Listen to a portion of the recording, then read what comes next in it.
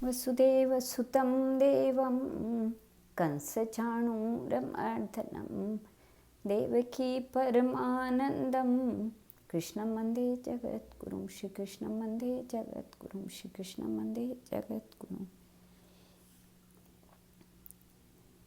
राजा इंद्रधुम्न श्रद्धा और भक्ति से भगवान जगदीश्वर की स्तुति कर रहे थे।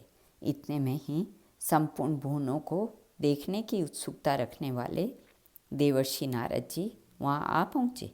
भक्तों में श्रेष्ठ ब्रह्मपुत्र नारद जी को आते देख राजा सहसा उठ खड़े हो गए और पाद्य अर्घ्य एवं आचमनीय निवेदन करके उन्हें उत्तम आसन पर बैठाकर प्रसन्नतापूर्वक हाथ जोड़कर बोले, आज मेरे संपूर्ण यज्ञ, दान, स्वाध्याय और तप सफल हो गए, क्योंकि मेरे घर ब्रह्मा जी के द्वितीय स्वरूप देवर्षि नारद कृपापूर्वक पधारे हैं। मुने, आपने यहाँ आने की कृपा की है। इतने से ही यद्यपि मैं कृतार्थ हो गया हूँ, तथापि आपकी प्रसन्नता के लिए आपकी क्या सेवा करूँ, आपकी किस आज्ञा का पालन करूँ, कौन सा प्रयोजन लेकर आपने मेरे इस घर को पवित्र किया है। भक्ति और विनय की सनी हुई राजा की यह कोमल वाणी सुनकर नारद जी ने मुस्कुराते हुए कहा, निश्रेष्ठ, तुम्हारे निर्मल गुणों से ब्रह्मा आदि देवता, सिद्ध और मुनि अत्यंत प्रसन्न हैं। तुमने बहुत अच्छा निश्चय किया है। हजारों जन्मों के अभ्यास से नीलाचल गुहा निवासी भगवान माधव में भक्ति होती है।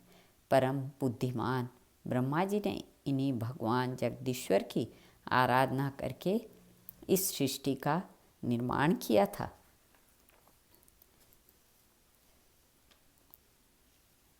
जैमिनी जी कहते हैं, ब्रह्मपुत्र देवर्षि नारद से इस प्रकार भगवत भक्ति का वर्णन सुनकर राजा इंद्रधुम्न बहुत प्रसन्न हुए और इस प्रकार बोले, भगवान विद्वान पुरुषों ने मुझे बताया था कि साधु पुरुषों का संग संसार रूपी रोग का नाश करने वाला है। यदि आपके मुख से पुरुषोत्तम क्षेत्र के तीर्थों का ज्ञान प्राप्त कर सकूं, तो पहले के कहे हुए महात्माओं के वचन भी सफल हो जाएं। नारद जी ने कहा, राजन, यह तो बड़े हर्ष की बात है।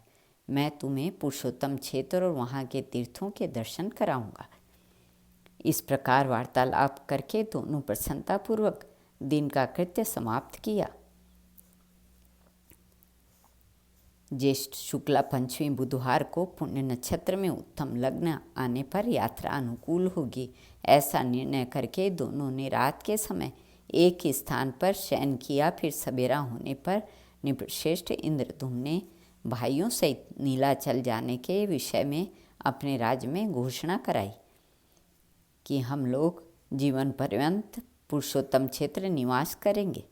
राजा लोग अपनी रानियों, मंत्रियों तथा परिकरों समेत रथ, हाथी, घोड़ा, खजाना और पैदल सेना लेकर वहाँ चले।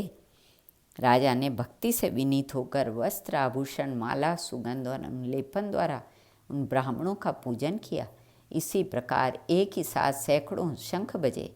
उनके साथ और भी बहुत से बाजों की तुमुल ध्वनि महाराज ने सुनी। तदंतर वे मंदिर में भगवान विष्णु का दर्शन करने के लिए गए, जिनका स्मरण करने से मनुष्य सब पापों से प्रकार से कल्याण का भागी होता है, पापों से मुक्त होता है। दिव्य सिंहासन बैठे हुए उन्हीं भगवान विष्णु का दूर से दर्शन करके उन्होंने साष्टांग प्रणाम किया और उपनिषदों की दिव्य वाणी से उनकी स्तुति करके दुर्गा जी के चरणों में भी मस्तक झुकाया। तत्पश्चात दोनों देवताओं की परिक्रमा करके उन्हें पालकी में बिठाया और उनको आगे करके प्रस्थान किया। जंगल का रास्ता जानने वाले पुरुष जो मार्ग बतलाते थे, उसी से राजा यात्रा करते थे। मार्ग में दोनों ओर आने वाले देशों और वनों को देखते हुए वे बड़ी शीघ्रता से यात्रा कर रहे थे।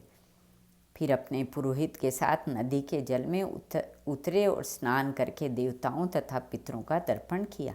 पश्चात विधिपूर्वक भगवान विष्णु की पूजा करके नारद जी के साथ बैठकर भोजन किया।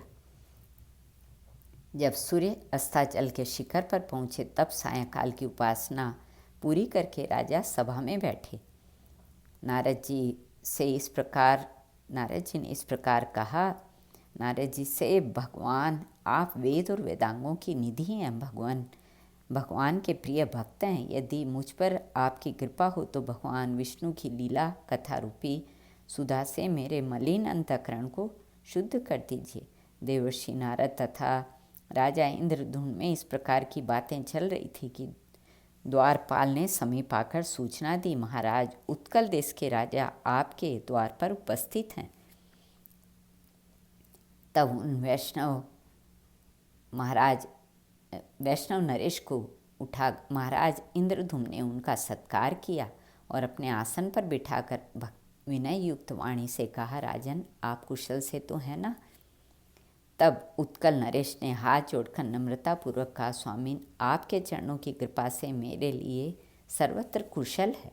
दक्षिण समुद्र के तट पर जंगलों में घिरा हुआ नीलाचल विद्यमान है, किंतु वहाँ लोगों का आना जाना नहीं है। भगवान नील माधव भी वहीं हैं, परंतु इस समय प्रचंड आंधी के कारण उठी हुई अधिक बालुका राशि से छिप गए हैं।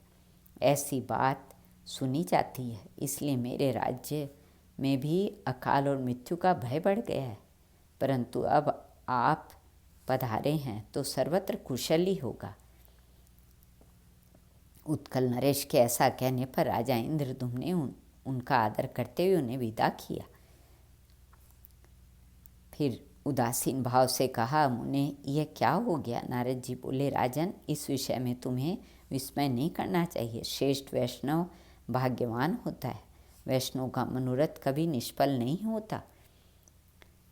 पुरुषोत्तम क्षेत्र में चलने पर वह सब बात मैं तुम्हें बताऊंगा। इस समय रात का तीसरा पहर चल रहा है। इन सब राजाओं को अपने अपने डेरे में जाने की आज्ञा दो और तुम भी आराम करो।